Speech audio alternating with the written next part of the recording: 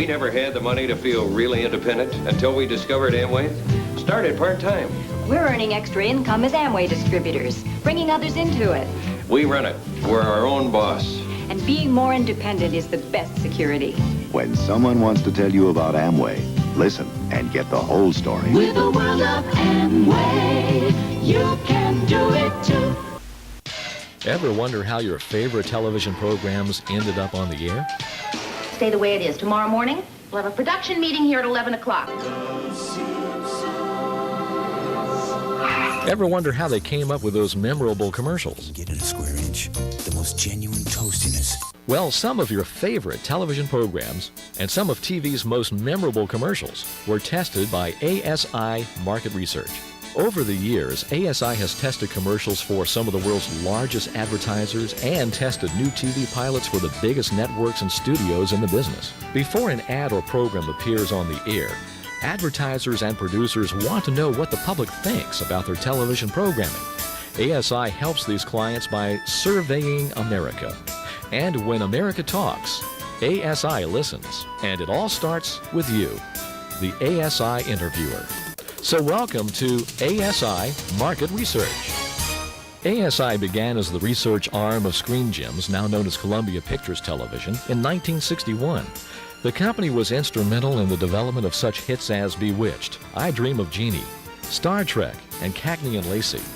More recent hits ASI has been involved with include L.A. Law and Seinfeld. With a respected track record, ASI branched out as an independent research firm gathering public opinion for entertainment and commercial clients. The company was the brainchild of Pierre Marquis, a vice president at Columbia Pictures who previously worked for NBC. Pierre reasoned that he could test television commercials at the same time he was testing program pilots, and within 6 months, he brought Jerry Lukeman on board to develop the commercial business. The company's 400-seat test theater, the Preview House, was a legendary research facility located on historic Sunset Boulevard in Hollywood. Tourists and local residents alike were invited to watch new television material and to give their opinion through the use of an exclusive hand dial. As you're sitting in the theater watching, 200 of these dials are operating. People are turning it to the left if they don't like it, and turning it to the right if they do like it, and anywhere in between. And this at the time was a major accomplishment. Pierre hired a guy named Ralph Wells when he set this facility up, who was the chief sound engineer at Columbia Pictures at the time, but who basically was a mad genius scientist, truly one of those guys. Preview House and ASI have always been out on the edge of the curve, one way or the other. We are involved in all types of testing, including focus groups, where small groups of people discuss a new product or program. We also interview respondents in malls across the country. But by far, the bulk of our testing is conducted from our phone rooms. And that phone testing can be divided into two types, entertainment and commercial. On the entertainment side, we've done program tests for new TV pilots like Home Improvement. We've done series maintenance tests to help improve existing programs like Who's the Boss, Oprah, or Wings. We've also done attitude and usage studies to find out what type of programming people would like to see on networks like Fox, the Nashville Network, or the Family Channel. We have 3 major tests to help develop and improve commercials. A recall test, where we see if people can remember specific commercials they saw 24 hours earlier. The persuasion test, where we see if a commercial persuaded people to buy a product. And the interlock, where we let people see a single commercial in their home and then ask detailed questions to improve the effectiveness of the advertising. Sometimes we test a commercial that has already been fully produced. Other times, instead of producing a full commercial for us to test, clients will provide us with a storyboard commercial. The storyboard commercial uses artist drawings or photos to suggest what the final commercial will look like. Let's take a look at a typical ASI project from the beginning. Our clients meet with our account executives, or AEs as they are known. They discuss whatever project they're currently developing. The test questionnaire takes shape and is approved. Then the client provides us with a tape of their program or commercial. Next, the test is scheduled for an interview date and for specific cities to be tested in across the country. The tapes are prepared and copied, then sent to the cable companies. At the same time, the questionnaire is sent to our building department to be transformed into an online computer interview that can be recruited and tested in our interviewing centers. That's where you fit in. ASI has 2 interviewing centers, one in Norfolk and one in Newport News, Virginia. The close proximity of the 2 sites allows managers to oversee and maintain consistent quality and production standards in each office. On a typical day, interviewers arrive in the centers and are briefed on the tests being conducted. Then recruiting begins for the test. Can we count on your cooperation to watch this program for us this evening? Oh, yes, I'll watch it. Okay. For many interviewers, the best part of the job is speaking with people from all over the country and hearing what they think. And what did you particularly like about last night's program? Oh, it was a terrific program. I liked it all. Okay, just a moment. Let me type that in. Okay. What did you particularly dislike about the program Morning Glory last night? Everything. It was the stupidest program I ever seen. There's no way I ever watched that. Once the information has been gathered in the field, it travels on dedicated phone lines back to our computers in Newport News, where it is scored and coded. Scoring is a way of deciding which respondents clearly remembered commercials we are testing. Coding involves translating open-ended responses by our respondents into numeric categories that can be easily evaluated by our clients. Also in Virginia, the open-ended data is prepared for our clients' use by the verbatims and transcription department. In Cincinnati, the data is tabbed. This involves creating computer programs to tabulate the data we collect into an easy-to-use format. This information is then evaluated by the PD and AE and printed into documents for use by our clients. The AE then presents our findings to the client. Sometimes we recommend reshooting a scene, recasting a part, or developing a whole new program or commercial. Last year, ASI interviewers dialed 1 out of every 8.3 households. That's 10 million homes. 1 out of every 53 Americans has been contacted by ASI. That's over 5 million Americans. Last year, we purchased about 9,000 hours of cable television airtime. That represents 375 continuous 24-hour days of programming, making ASI programming as big as the major television networks. So that's a quick look at ASI market research and how you fit in. As you can see, without the hard work of skilled research interviewers like you, some of your favorite shows and favorite products might not exist. From all of us here at ASI, welcome aboard, and thanks again for joining our team.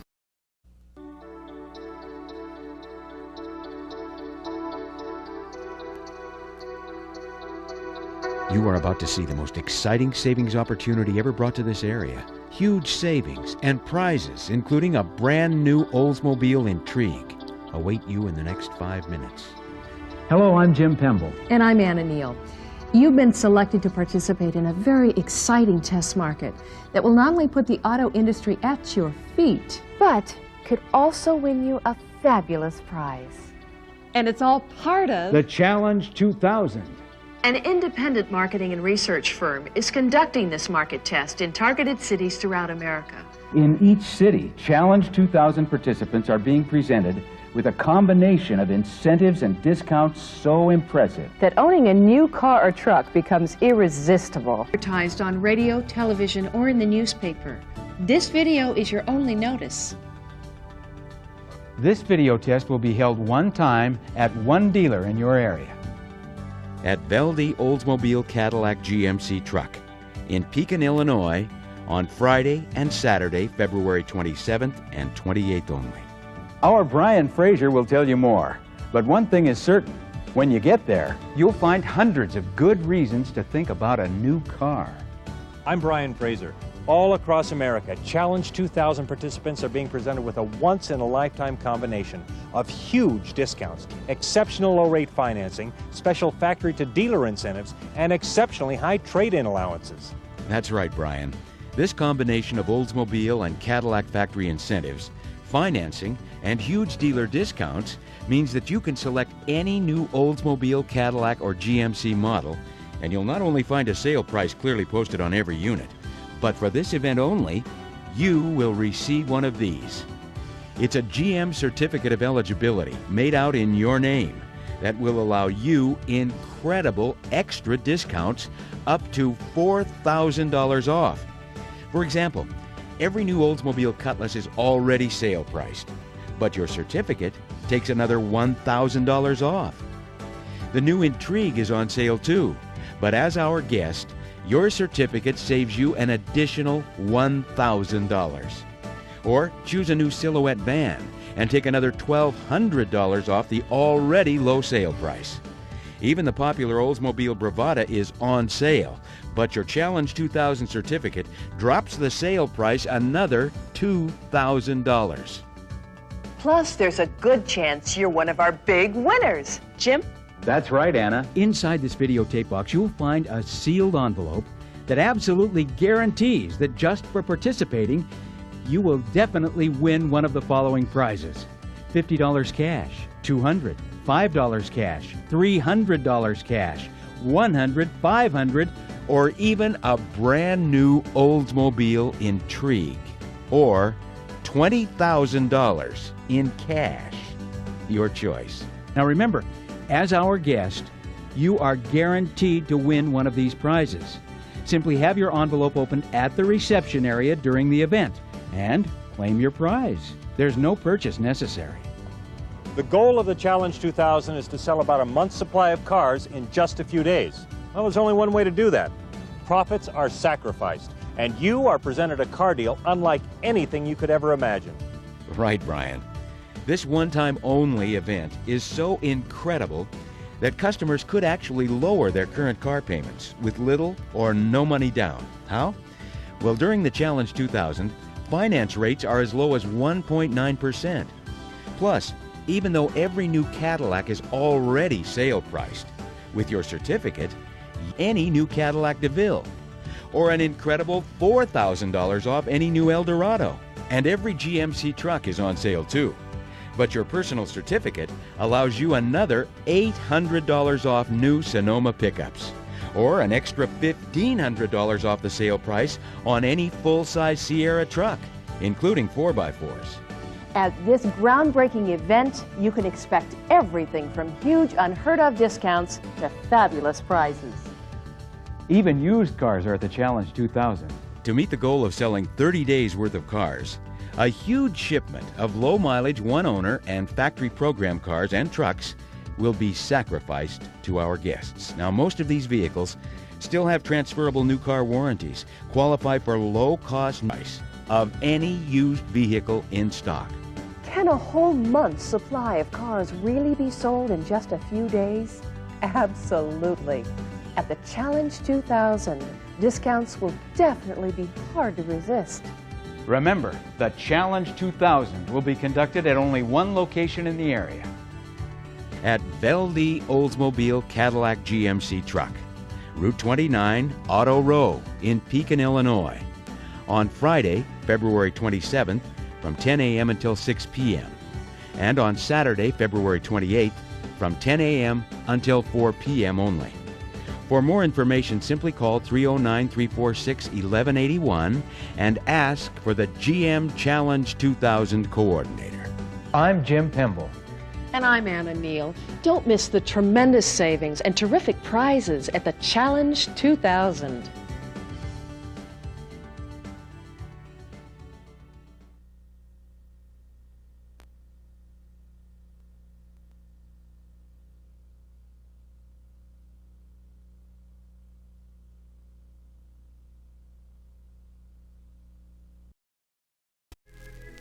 You're watching Sleepcore.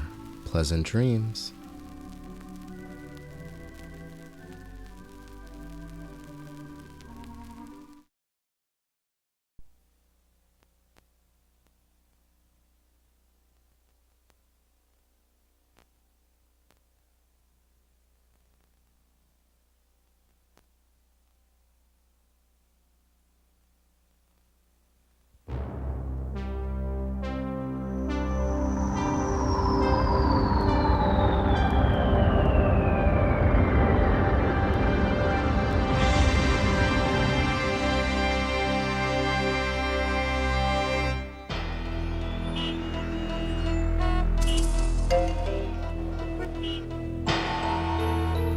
There are now over 240 million people in America.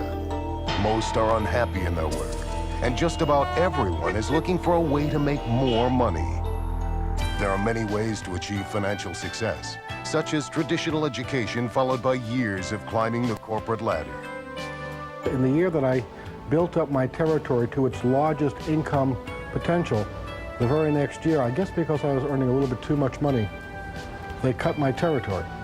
And a year or two later, they cut my commissions. I spent 6 years climbing the corporate ladder, and I finally realized that no matter how high I climbed, that I was still only going to make a fraction of what I was really worth. I wasn't getting the two things that I thought were important: independence and freedom, and also a six-figure-a-year income. Others choose to start their own businesses. Unfortunately, 80% of these new enterprises fail within the first few years. My first business was a bar and restaurant, and I had a retail store at the same time. With the bar and restaurant, I really burned out after 2 years. A lot of headaches and stress in that business. And with the retail store, I found that I just couldn't make enough profit with the one store. And if I wanted to make more profit, I'd have to open up 2 or 3 other stores, which I realized at the time would just double or triple my headaches and my overhead and problems. I started my own company, ended up with a rather large, successful company. I had actually over 100 employees, but also I had the liabilities and the cash flow problems, the inventory situations, the regulations, and the type of things that make owning a business sometimes a nightmare. To avoid these pitfalls, many people buy franchises to increase the odds of success. But here, the price of entry can be tens to hundreds of thousands of dollars, and a lifetime of paying out a percentage of your earnings to the franchising company. In reality, it's just another way of buying a job. Had tremendously high overhead in the form of employees, workman's comp, building leases, inventory, ongoing expenses, and of course the franchisor got their percentage off the top. But after 5 years of not taking a vacation, I realized that I didn't own a business, it owned me. Well, with the franchise, I paid an enormous amount of money for the right to use a business name in a specific location. It gave me the right to buy a lot of equipment from this company, the right to pay them 6% royalty fees. Some Americans choose one of the professions, but after extensive and often expensive education, you're stuck for years in the same practice. I've spent 30 years as one of the top fee-paid financial consultants in this country, and as an end result of my work effort working with Fortune 500 company execs such as 3M's top 100 execs, General Mills top 50, Honeywell's top 45, Control Data's top 40, my job was to build their net worth so that they could concentrate on the company that they worked for and building the bottom line of that company. As a result of the '86 tax law and the retroactivity of that tax law, that took my 30 years of work experience in the financial community and gave it the glide angle of a brick.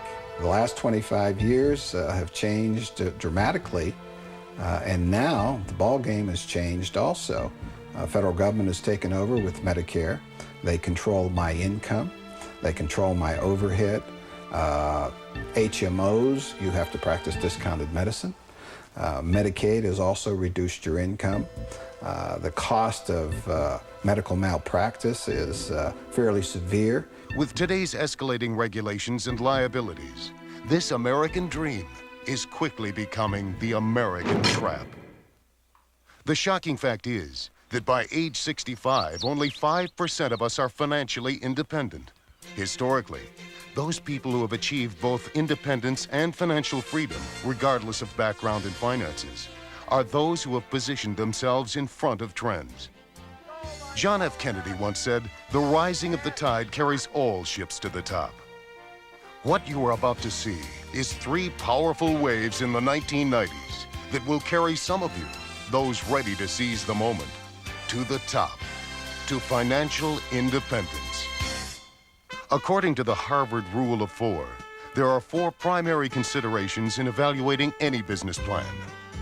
First, who is the company behind it, and what is its record of success? Second, is the company positioned in a booming market? Third, how good are the company's products, and do they address the timely needs of the marketplace? And fourth, what is the compensation structure? Is there an opportunity for you to earn income in proportion to your own success? For the next few minutes, we're going to use this rule of 4 to evaluate an extraordinary company. National Safety Associates is a high-quality manufacturer of environmental filtration products. Located in Memphis, Tennessee, NSA has over 20 successful years of experience in providing quality products for the home and office. With keen foresight, NSA entered the environmental industry long before it was fashionable, and soon became #1 in the important point-of-use water and air filtration industries, selling more than all its competitors combined. NSA was recently honored with the prestigious Outstanding Company Award given by the City of Memphis. Other distinguished winners of this award have been Holiday Inns of America and Federal Express. NSA was also awarded the Tennessee Exporter of the Year Award, winning over Eastman Kodak and other major exporters. Today, NSA is an international company, having entered the Canadian market in 1988, the United Kingdom in 1989, and Germany in 1991. Inc. magazine has rated NSA as the 22nd fastest growing privately held company in America, with 8,039% growth in the last 5 years.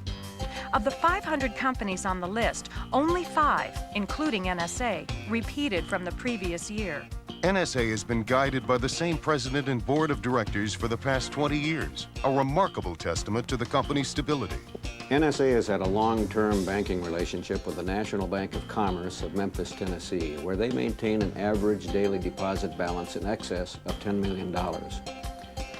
This is a 20-year-old company with an impressive track record, but their sales growth over the last 5 years has been remarkable, particularly from a financial standpoint.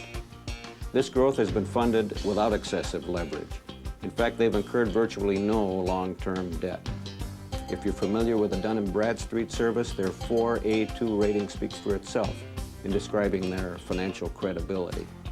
From a banker's standpoint, NSA is a very strong company, highly liquid, a solid net worth. NSA is a growth company with maturity, a winning combination. But what about the future of the environmental filtration industry that NSA dominates? According to the EPA, we now emit millions of pounds of toxic chemicals into the land, air, and water each year. We've been despoiling our home. But it hasn't gone unnoticed. News stories in abundance and a heightened interest in health and the environment have awakened society. This environmental wave is cresting. In the best-selling book Megatrends, author John Nesbitt predicts that the environmental industry will grow to be the largest industry in history, surpassing all industries before it. According to a poll by the Roper Group for USA Today, over 80% of Americans believe the 2 greatest problems that we will have to face in the 1990s is the quality of our water and the quality of our air. It's no wonder that the Wall Street Journal recently reported, "If you think business is bad now, wait for the next couple of years, unless you're in the environmental business." The home environmental filtration industry has a unique position in the environmental wave. Consumer concerns, fanned by relentless news stories and frightening studies, makes the timing perfect. NSA embodies this quotation from Inc. magazine. Other businesses typically think about serving a market, but Inc. 500 companies seem to think about creating a market. They set out to do something no one else is doing. It is estimated that less than 5% of the homes and offices today have a water filtration system, and less than 1% have an air filtration system. It's also estimated that as much as 50% of homes and offices will have such systems in the years to come. Newsweek says that the water business is a booming business. With the cost of clean, good-tasting water so high, the Wall Street Journal claims that the market for water filter and purification devices is on the verge of exploding. The LA Times has reported, "It is only a matter of time until consumers will turn from bottled water to home purification systems." The truth is, millions already have switched. But the sales explosion for home water and air filtration is just beginning to build. The Kiplinger letter predicts booming demand for home water purifiers because of growing concern about quality of tap water. The market will probably double by 1993. According to a market research study by Frost & Sullivan of New York, the leading application of home water treatment technology is remedying taste and odor problems. That's why the bottled water industry today is a multi-billion-dollar business. And within a few years, projections show the industry climbing to $20 billion a year. Millions of consumers are paying anywhere from 70 cents to $2 per gallon for bottled water to have good tasting chlorine-free drinking water.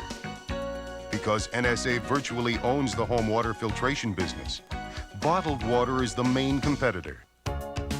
NSA water filtration products remove chlorine from the water at home before you drink it.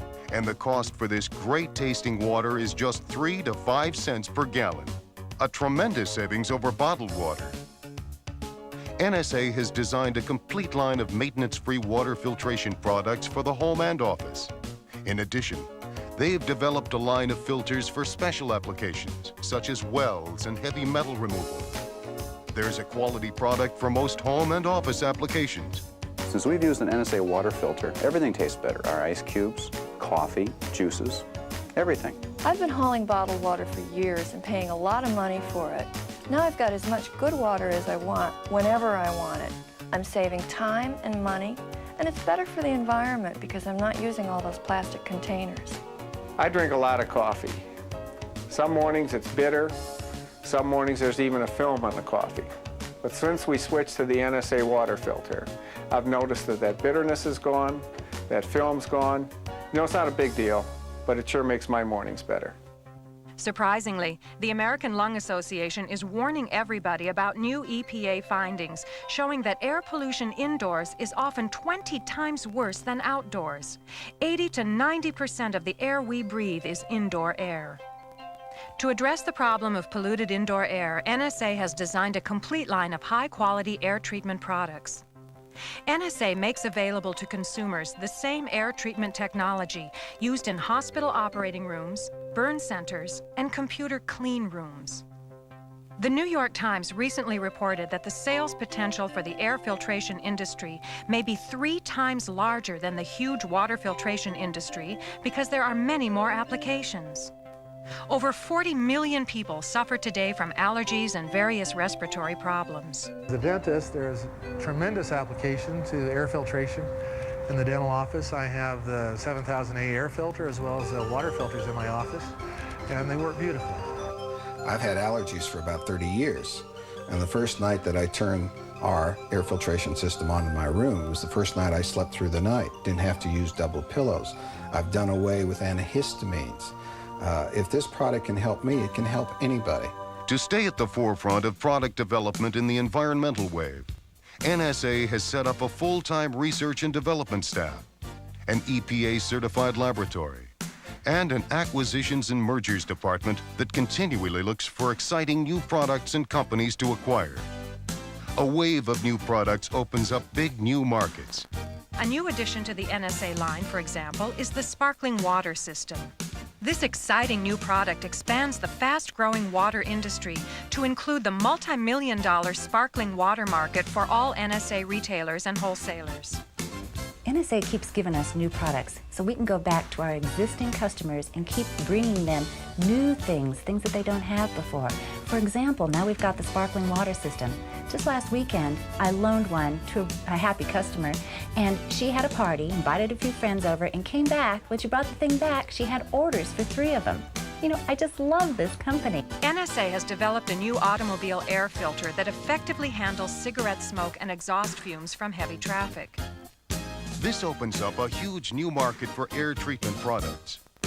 We can take our air filtration for the car and service all the existing automobiles on the road today and all the ones in the future.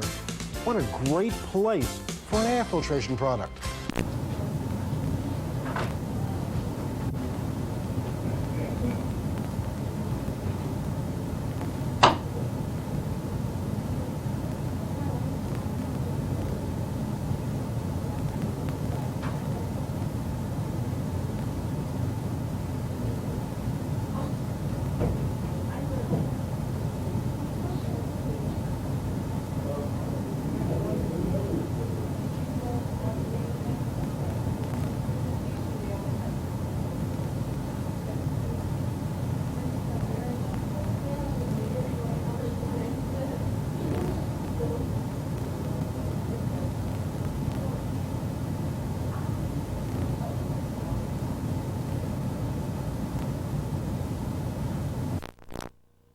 So I'm going to just get started because it's 8 and we want to get out of here on time.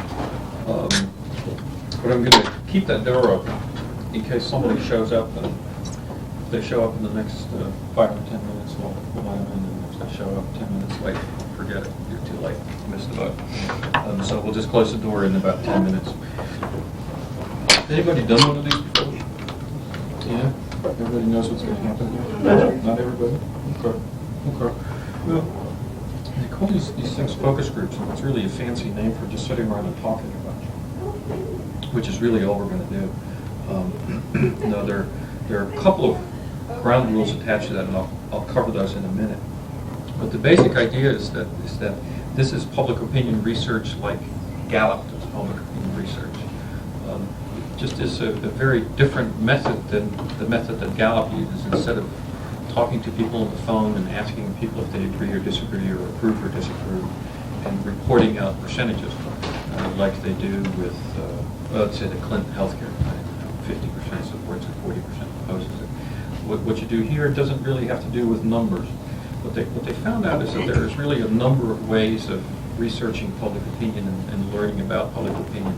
And asking people very structured questions and coming up with numbers is good at doing that, but it's not good at other things. And what are some of those other things that they have to invent these discussion sessions for? Well, one of them is to get to people's feelings and to people's emotions. You know, it's one thing to say, I like it or I dislike it. It's another thing to say, why, or what's your reaction, or how do you feel about it? It's just not good at that.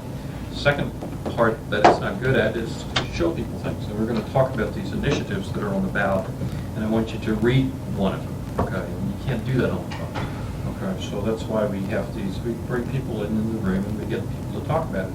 And what we learned when we were doing that was that people start reacting to what other people are saying. So Diane might say something, and Robert might say, well, you know, I hadn't thought about that. That's a good idea. Or I hadn't thought about that. That's a bad idea. And people find, you know, Diane might listen to Robert and say, well, that's interesting. I still disagree with you, but it's interesting. Okay, so right there's already one ground rule. And the ground rule is, you know, listen to each other and react to each other. Don't hold back in commenting on what other people are saying. And if you agree with them, say so. If you disagree with them, say so too. Now, when we talk about politics, you always get people that feel very strongly about it. So you get these, you know, sometimes you get these people who say, by golly, this, that, and the other. And if that happens, then other people start climbing up. And they're saying, oh, God, if I say something he disagrees with, he's going to yell at me. I'm just going to sit here and say nothing. Okay? So there are two other rules about that. One is, you know, it's perfectly okay to disagree, but you know, be nice about it. And if you get too loud or too emphatic, I might just say something. You know, hey, Diane, chill out here. Okay? No, that really doesn't happen very much, and I'm making a joke about it. It probably won't happen tonight. Although it has happened. Sometimes it happens. What probably is going to happen is that Diane will say something, and Lori will react to it, and Lori will just jump right in the middle. Okay, and just so what I would like you to do is disagree by all means, but let the other person finish. Okay, and then tell them you disagree, and listen to what the other people are saying. Okay. The second thing that comes out of that is that in any conversation, if you've ever been to a birthday party where 10 of your relatives sit around, you always notice that five of them do most of the talking, and the other 5 just kind of sit there, don't say very much. Okay. Well, as far as I'm concerned, you're on my payroll, and your job is to talk for the next hour and a half. You got to talk. So if you're just being very quiet, you're not saying very much. Every once in a while, I'm going to say, "Well, Lori, you haven't said anything in a while. What do you think?" Okay. So that's just part of your job. Part of my job to make you talk. Part of your job is to talk. Okay. Other than that, we don't have a whole lot of rules or things we got to worry about. Other than one other one, and that is that in any conversation, everybody who's been in the room, where there are 8 or 9 or 10 people talking, you know that the conversation is just going to go like this, right? We start with the weather, we talk about the traffic, and then we talk about the football, and then we talk about the ladies' room in the stadium, and then we talk about this, and then we talk about that. Okay, but I want to talk about a very specific issue, okay? And it's a prediction. It's going to happen. Okay, somebody's going to go off on a tangent, and they want to talk about this. And it's perfect. I mean, there's nothing wrong with it. It's my job to kind of say, well, you know, Robert, interesting, but not tonight. Some other time maybe. Okay? So don't feel like I'm jumping on you. It's perfectly normal. It will happen, and it's just part of the routine. You're probably wondering if there's somebody sitting behind that mirror. Yep, there's somebody sitting behind that mirror. My boss is back there. He's taking notes for a report. We're also taping it. We've got a microphone up there. The reason for that is that I can't and listen and think about the next question and take notes fast enough to get a report. So that's why we're putting it on audio tape. Otherwise, you don't have to worry about it. It's a private conversation. Not with the Denver Post. You're not going to hear in the paper tomorrow, Michael last night said. You won't believe what Michael said. So it really, it's a private conversation. They say it all the time anyhow, so. They do it anyway. Why worry? Okay. Why don't you close the door at this point? The subject I want to talk about is